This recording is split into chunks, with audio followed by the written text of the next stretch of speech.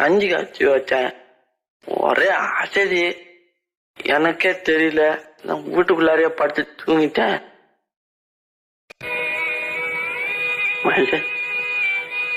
அத்தா ஆடு வளர்த்துச்சு, கோழி வளர்த்துச்சு, நாய் வளர்க்கல, இந்த சப்பானி தானே வளர்த்துச்சு. அதனால இனிமே நான் தானே மயில் உனக்கு எல்லாம்.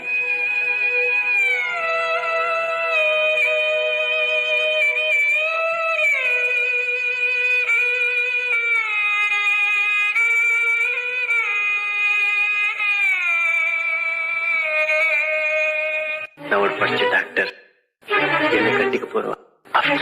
கேவலம் ஒரு பட்டி கடிக்காரி மகளா?